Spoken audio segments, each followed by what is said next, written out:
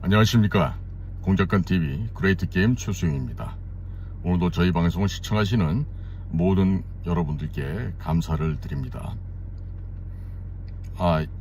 저는 과거 국가안전기획부와 또 국가정보원에서 수십 년간 일을 했던 그 방면의 전문가로서 근본에 벌어진 간첩단 사건의 보도 행태를 볼 때 수상한 점이 여러 건이 보여서 국민들과 함께 공유하고자 합니다. 우선적으로 입법, 사법, 행정, 그 다음에 사부라고 할 수 있는 언론에서 이와 관련된 보도하는 행태를 보고 있노라면 저게 과연 대한민국의 언론이 맞을까라는 생각을 하게 됩니다. 왜냐하면요, 이 좌파 정권이 들어서서 간첩들이 사라지게 됐는데, 제가 통계를 한번 확인해 봤더니 김영삼 정부 시절에는 90명이 체포가 됐는데 김대중 때는 22명으로 현저하게 감소를 합니다. 그러다 노무현 때 되니까 9명으로 더 줄어들고, 이명박 때 33명으로 늘어났다가 박근혜 정부 때는 14명으로 줄었어요. 그런데 문재인 정부 시절 5년 동안에는 간첩을 잡은 사례가 없습니다.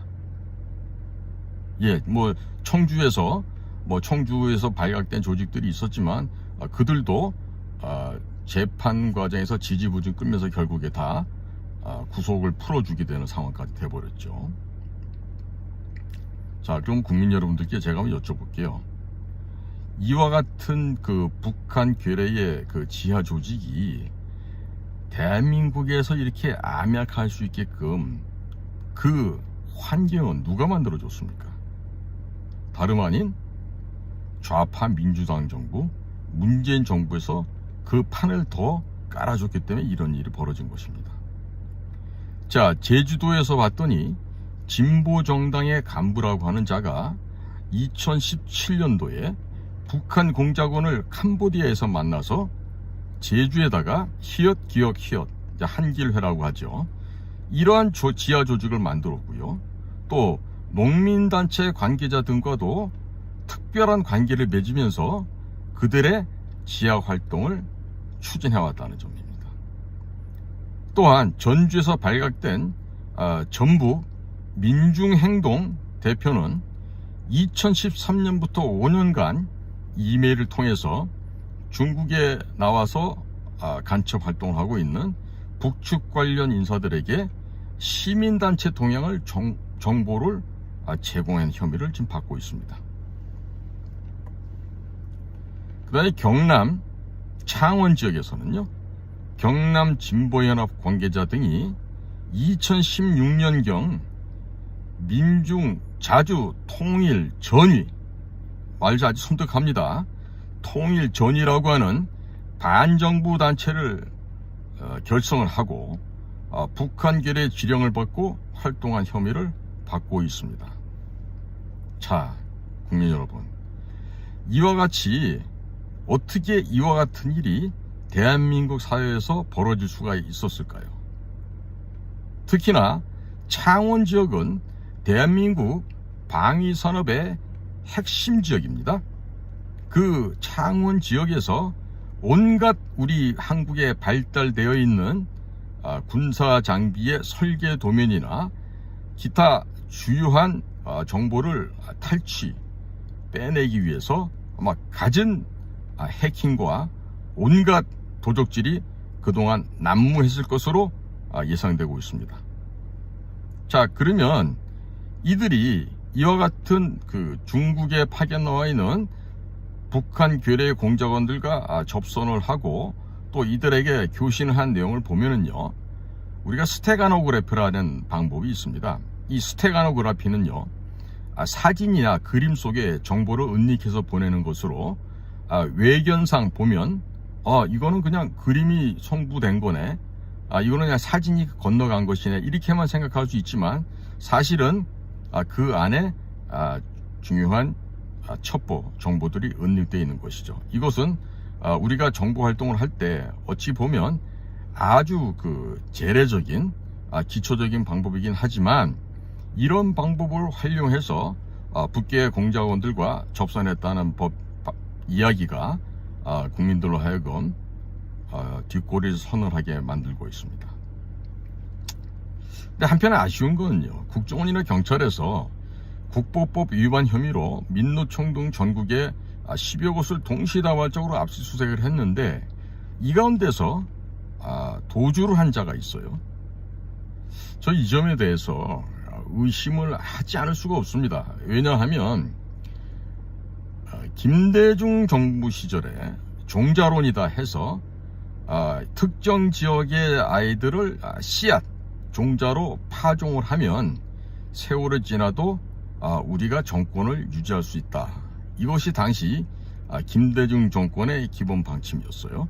그래서 그 당시에 회사 조직의 이름도 안전기획부에서 국가정보원이라고 국립정신병원 같은 그런 괴상한 이름으로 바꿔놓더니 직원들의 선발부터 심대한 문제가 발생했는데, 그 시절에 그렇게 선발됐던 특정 지역의 직원들이 지금은 20년이 흐른 상태에서 국가정보기관의 핵심 허리 부분을 담당하고 있다는 것이죠. 저는 사실 내부의 구체적인 수사 포위 작전들이 사전에 유출되었을 것으로 저는 의심을 하고 있습니다. 왜? 최근에 벌어졌던 여러 가지 문재인 정권 하에서 국군 기무사와 국군 정보사 요원들을 억압 탄압하는 과정에서 발생했던 과정을 제가 비교해 볼 때, 이것은 틀림없이 안에 외부 불순 세력들과 연대해서 협조하는 간첩들이 있다, 이런 얘기를 하는 것입니다. 하나의 공동체가 멸망하게 될 때 그 멸망의 가장 주된 원인은 내부의 적입니다. 외부로부터의 침공이 아니라 내부의 적입니다. 왜냐하면 이 법치와 국가는 동등한 동치 관계인 것입니다. 그런데 이 법치가 무너지지 않습니까? 그럼 국가가 무너집니다. 지난 문재인 5년 동안 대한민국의 법치는 허망하게도 무너져 내려앉았습니다. 자, 국민 여러분, 이제 이 무너져 내린 이 나라의 법치를 다시금 재건해야 되는 거 아니겠습니까? 그러기 위해서는요, 우리가 지금부터 정신 바짝 차려야 됩니다. 그래서 이번에 수사되는 과정을 봤을 때 이 세월호에 제주도에 있는 제주기업관 평화쉼터도 있는데, 아니 돌아가신 영령들을 추모하면 됐지, 거기서 왜 국가보안법까지 위반해 가면서 북한 공작원들과 접촉을 하고 연계를 맺고 있었을까요? 이게 참 손을 안 볼 수가 없는 거죠. 그런데 제가 여기서 전라북도에서 발생됐던 일들을 한번 전북일보를 토대로 해서 말씀을 드려보겠습니다.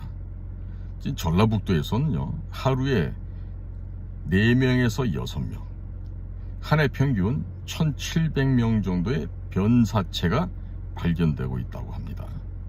도대체 신원조차 확인되고 파악할 수 없는 의문사가 왜 이 전라북도 지역에서는 이렇게 많이 나오고 있을까요? 단순한 사고일까요? 여기에 대해서 우리 군, 경, 검찰, 정보기관 모두가 경종을 울리고 정신 바짝 차려야 됩니다.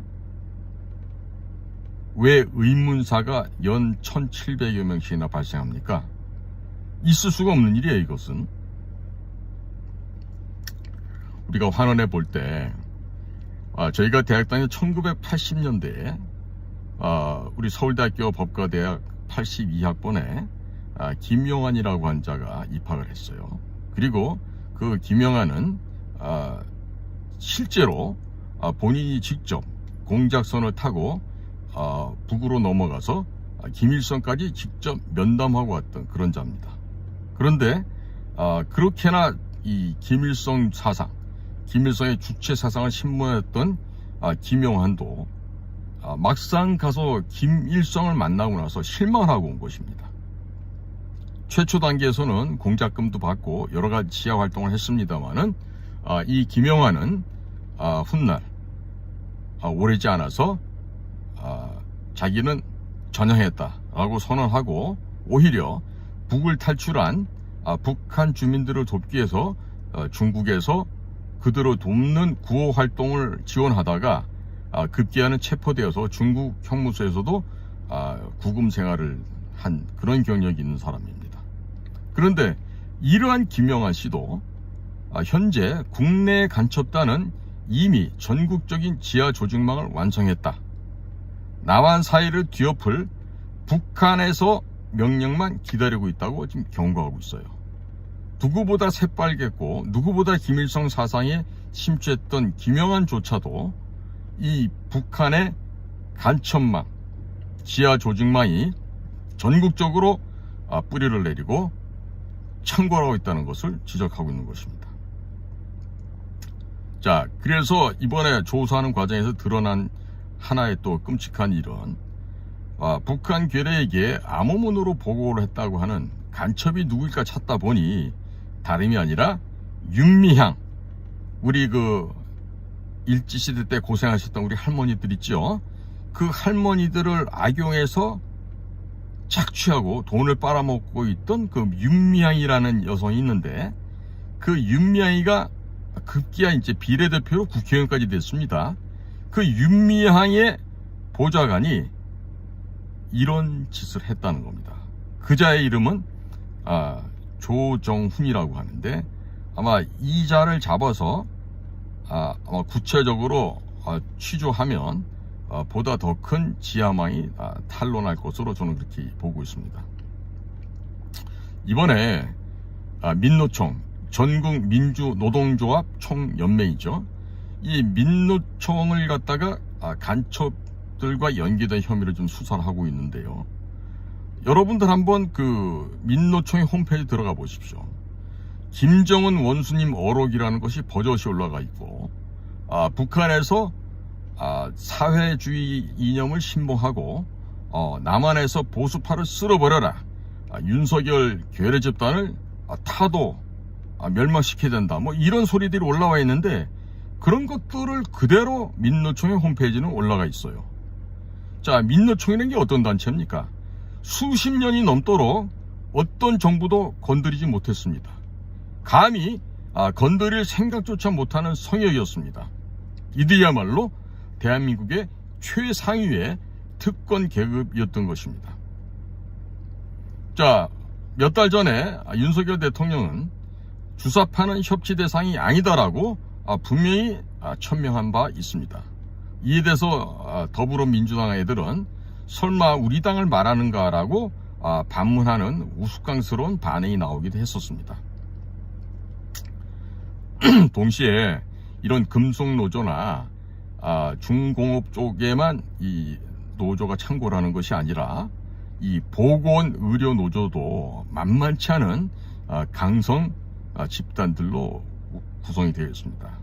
이번에 국정원에서 보건의료노조도 압수수색을 한다고 하는데 보다도 더 철저하게 뿌리를 뽑기를 바랍니다. 동시에 이제 광주에 있는 기아차도 지금 압수수색이 들어가 있죠. 이러한 것들이 제주도에 있는 무슨 평화쉼터와 마찬가지로 모두가 다 북한 계열의 지하 조직망들과 연계되어 있다는 것을 우리가 알 수 있는데, 그럼 이런 일이 연일 보도가 되고 있는 상황에서도요, 이상한 단체들이 있어요. 어디냐고요? KBS하고 MBC입니다. 이 우리 사회 보면 공정언론 국민연대 이런 단체가 과연 각 언론사들이 제대로 된 보도를 하고 있는지 확인 검증하는 시스템이 있는데, 그 공정언론 국민연대에서 감시해본 결과 이 공영방송의 태도가 매우 수상하다는 거죠. 아예 지금 KBS, MBC는요, 이 제주 지역, 창원 지역, 전주 등등에서 발각되고 현재 조사받고 있는 이러한 민노총의 상태에 대해서 전혀 보도도 하지 않을 뿐만 아니라 완전히 꿀먹은 벙어리 행사를 하고 있다는 겁니다. 오히려 MBC, KBS는요, 이번 간첩단 사건은 정부의 국면 전환용 조작 사건이다라고까지 이야기를 하는데, 과연 이 자들을 그냥 둬야 되겠습니까? 거기다 야당이라고 하는 민주당은 아직까지 한마디 하지 않고 침묵하고 있습니다. 한마디 언급이 없습니다. 자, 공영방송 이해되는 KBS와 MBC가 이 정도로 부패 타락하였고, 민주당은 앞에 더불어 이름과 함께 더불어공산당, 간첩당으로 전락해버리고 말았습니다. 민주노총이라고 하는 단체는 대한민국 건국 이래 회계의 감사라는 것은 단 한 번도 받은 적이 없습니다. 월권과 특권의 상징, 누구도 범접 못하는 막강한 절대 권력이 된 괴물이 되어버리고 말았습니다. 지난 5년 동안 문재인 정권하에서는 국정원법을 개정하였습니다. 대공수사권을 경찰로 이관한다 하지만 실제로는 대공수사권 자체를 회멸, 소멸, 파괴시켜버리는 것이고, 이 또한 정보기관이 반드시 해야 될 감청 사업 또한 금지 조항으로 신설을 해놓은 아주 이 악법 중의 악법이 이 개정된 국정원법인 것입니다. 더더군다나 국정원 특활비 심사기구도 설치를 한다 하고, 또 대정부를 전복하려는 그런 방첩 업무, 첩보 수집 업무 또한 금지시키고 있습니다. 국내 보안 정보라는 이 용어 자체는 완전히 삭제를 해버렸습니다. 이게 뭡니까? 대한민국을 없애버리자는 얘기죠. 대한민국의 그루터기를 완전히 파괴, 소멸시켜서 송두리째 북한 승냥이들한테 넘겨주겠다는 그 이야기가 아니겠습니까? 특히나 이 국정원법을 개정하는 데 있어서는 국정원 출신의 민주당의 김병기 의원이라고 있어요. 그 김병기라는 자가 이 작업에 아주 앞장을 섰었는데, 아니 국정원에 있었을 때 공작 기본계획서 한 번 안 써본 총무국 출신입니다. 그 사람은 인사과에 있으면서 그 인사카드 가리방 긁는 게 다였을 텐데, 그런 수준의 비밀 공작 업무도 한 번도 안 해본 자가 어떻게 국회에 입성을 해서 정보위원회를 차지하고 또 거기서 이런 만행을 저질렀는지. 더더군다나 우리가 실소로 금할 수 없는 건요, 김병기는 몇 번씩이나 낙방한 그의 아들을 마침내 국가정보원의 직원으로 채용까지 시켰다는 점이에요. 이런 점들도 반드시 색출해서 부당하게 입사한 것이라면 반드시 목을 쳐내야 될 것입니다. 지난 5년 동안 김일성주의자가 이 나라의 대통령이었고 간첩이 국정원장이었습니다. 최고 권력기관인 청와대에서는 주사파들이 득실거렸고, 민간에서는 간첩 변호를 전담하던 민변이 버티고 있습니다. 현재도 강성하게 버티고 있습니다. 그리고 KBS, MBC 공영방송에서 간첩단 사건을 보도조차 하지 못하는 지경이 되고 말았습니다. 169석이라는 절대적 입법권을 가지고 있는 민주당은 간첩 사건에 대해서 입장 표명조차 내놓지 못하고 있습니다. 도대체 어쩌다 우리나라가 이런 지경이 되었습니까? 지금 우리나라에서 벌어지고 있는 이태원에서의 참사나 이러한 그 끔찍한 사건들은요, 미국에서 전개됐던 9.11 테러라든지 또 지난 2016년도에 있었던 세월호 침몰회라든지 도무지 인간의 이성으로는 이해할 수 없는 아주 괴이한 사건들입니다. 지금도 경찰 특수본에서 이태원 사건의 진실을 조사하고 있다 하지만 밝혀진 진실이 뭐가 있습니까? 제가 초창기 때 말씀드렸죠. 이태원에서 벌어진 일도 제대로 확인해야 된다. 제대로 어떤 것이 전개되었고 무엇이 그 가운데서 벌어지고 있었는지 그 심층 내부를 파악하지 못하면 안 되는 거예요. 그렇기 때문에 제가 늘 현장에서 정답이 있고 현장에서 보고서를 써야 된다는 얘기를 하는 겁니다.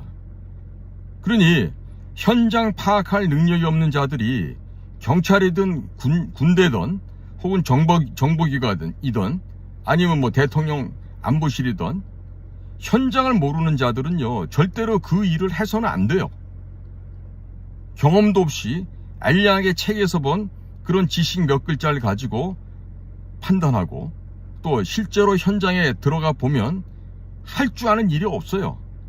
그러면 이와 같이 문간으로 전락한 군대, 예? 평양에 그 사주를 받고 움직이는 것처럼 보여지는 경찰들, 그리고 간첩 국정원장에 있는 5년 동안에 완전히 손발이 잘려난 국정원, 이게 뭐 해야 되겠어요? 그 수뇌부가 과감하게 개혁 드라이브를 걸어야 될 뿐만 아니라, 이건 개혁 정도가 아니라 읍참마속의 심정으로 내 살과 내 뼈를 도려내야 되는 것입니다. 그런 일이 전혀 없어요. 예? 그러니 제가 일하기 힘들고 할 수 있는 능력이 안 되거든 다들 그만 때려치고 사표 쓰고 나오라고 얘기하는 거 아니겠어요? 자, 이제 국가의 중체대한 위기 상황이 이미 도래했습니다. 국민 여러분, 정신 제발 바짝 차리시고요. 지금 내 입에 들어가는 밥이 있다고 해서 절대로 안심하시면 안 됩니다. 북한 괴뢰가 보유하고 있는 핵무기뿐만 아니라 저들이 보유하고 있는 생화학무기의 그 파괴력은 우리 국민을 다 죽이고도 남을 만큼 충분한 물량을 보유하고 있습니다. 때문에 우리는 우리의 주적이 바로 북한 괴뢰임을 다들 명심하시고, 북한과의 어떠한 대화도, 어떠한 지원도, 뭐 민족 간의 뭐 평화적인 뭐 어떤 저쪽 이러면서 대북 인도적 지원하는 이런 감언이설에 절대로 속아 넘어가시면 안 됩니다. 특히 기독교 여러분들, 목사님들 정신 똑바로 차리시기 바랍니다. 오늘도 저희 방송 경청해 주신 모든 국민 여러분들께 감사드립니다. 고맙습니다.